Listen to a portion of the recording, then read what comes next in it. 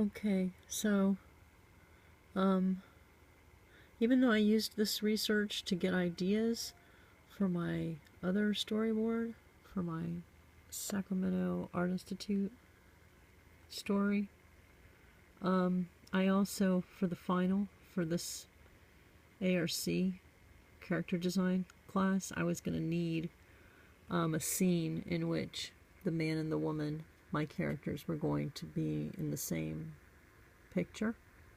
So I was also kind of doing research for what I would do for that final.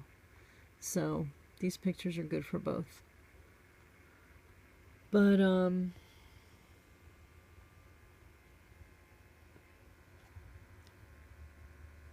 I'm glad that I got to learn so much about this culture, because the character design class was, it wasn't really it wasn't a great class. I won't go into detail, but I did learn how to do turnarounds, and I was stressed at knowing, I was told I was supposed to know how to do the skull by heart. So I took advantage of being in that class, and while I was doing the homework that she gave us, I was also trying to focus on doing the skull, because I had never done that before. We had done skeletons at Art Institute in Fort Lauderdale, but I had never done the skull. So I used she loved Pinterest, the teacher of that class, and so I used my Pinterest and got a lot of images of the head and focused on trying to do the skull and learn it by heart. So every time I did somebody's face, every time I created a face, I tried to make a matching skull looking in the same direction. And I tried to learn the skull by heart, because that's what she said we needed to do.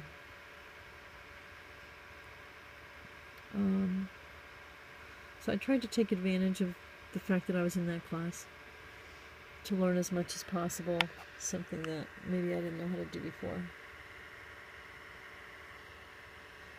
And since the Vein Prince was going to be the prince that was going to end up in the final with the princess, that's who I practiced doing the most drawings of.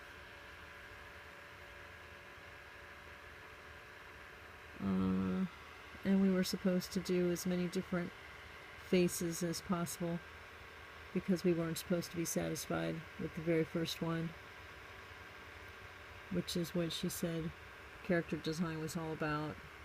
Kind of like, reminded me of concept art, where you take an idea and you beat it to death, and you do as many different variations of that as possible. This is a picture of Afghanistan. One of the princes went there, one of the princes went to China, and I'm just giving establishment shots to kind of indicate where they went. The other one went to the many islands of Malaysia. This was the well that they were going to meet at. It's an aerial. So, and then there's kind of a map to show everybody how close these countries are to each other, just in case they're not sure, as many Americans have problems with geography. And then I just tried to figure out what my king was going to look like, and the establishment shots that I might use. And then I tried to get into the different face and head turnaround shots with the skulls, and the turnaround of the full body, which I had never done before, and she was kind of a stickler about certain details, which is always a good thing. I focused on kind of pulling out whatever was in my head and drawing as much of the research as I could get my hands on. I really liked getting the antique photographs of the princes that are online. We had to also work on expression and and I was working on clothing, different aspects of what they could be using for the clothing. So the expressions was another area she wanted us to focus on, and reducing people to skeletons. So if we saw people sitting at school, walking, doing different things, we had to draw the skeleton. So I'm going to zoom right through all of these, only way I can get through. We were focusing on the way the expressions made the faces look, the different shapes of different possible skeleton, to see what our person was going to be looking like. And since my character was going to have a beard and a mustache, I had to do a lot of mustached people. And I really like this gem or jewel that he's wearing on his turban. It looks like a photograph of maybe his grandfather or great-grandfather, or it could even be himself. This is one of those antique pictures online of an Indian prince. And here are the different expressions on the face. What happens with... I know this is really basic to a lot of people who grew up with anime and watching anime all the time. Not my generation. So here I'm just doing a study on people who wear a mustache or facial hair. See, what do I want my prince to look like? Do I want handlebar? Do I want full beard? So here I'm just experimenting with different facial hair on the future vein prints. And then this is the grueling part of character design. Isn't just going for the very first thing that you see or that you do. And then she had us doing, and that's another antique photograph that I drew on silhouette. If they have, what do they look like from far away? Can you distinguish them from others? Why? If so, so I did the silhouettes. I pretty much did everything that she asked. And the turnaround and his outfit at the end, I wanted it to be very, very elegant, very simple. And then the last part to turn in of the turnaround had to include his pose. If you know anything about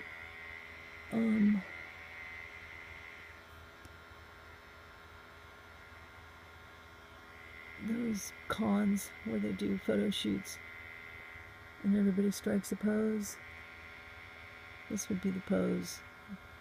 The vain prince looking at himself and twisting his mustache. So that's his pose with his sword, and then all the turnaround of his character. And that was 2016. Later, in 2017, see if I can get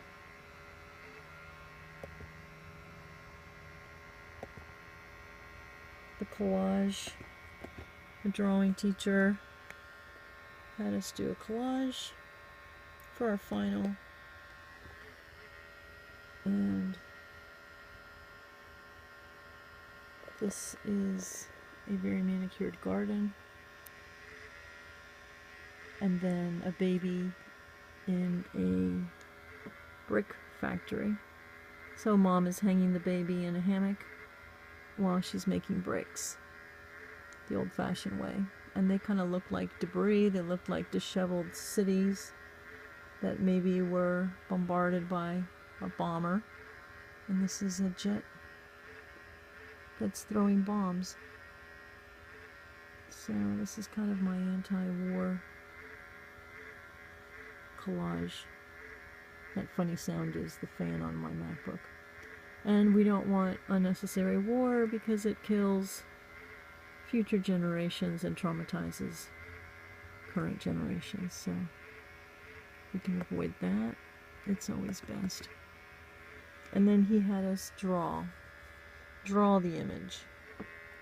So he wanted us to use 3 different types of drawing utensils.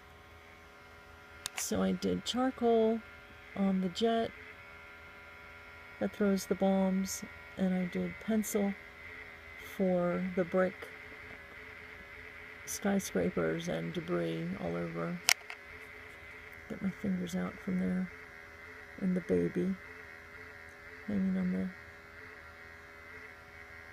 And then I did ink, which is very precise for the more sculpted, very organized modern day city.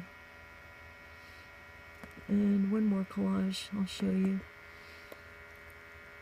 He didn't want me to do this one after I'd made it because he said it was way too much detail, especially with the shine on all the glass bottles. But this is a store out in the Middle East somewhere. Very cool shop that had eggs in jars and snakes and all kinds of really cool stuff that they put in jars and sell. And I included the picture of a young girl and put her in a jar like she was a commodity, because in some cultures they're very poor and they kind of give their little girls up to young men quite early in life, sometimes just at puberty. And so she's kind of hiding from this man that's looking for her, possibly a future husband. And you see the face. She has kind of a fear on her face because she doesn't want to become the wife of a stranger. So that was kind of my take on that concept of putting girls out of the house in marriage to people they don't even know. And the other stuff is on my Vimeo.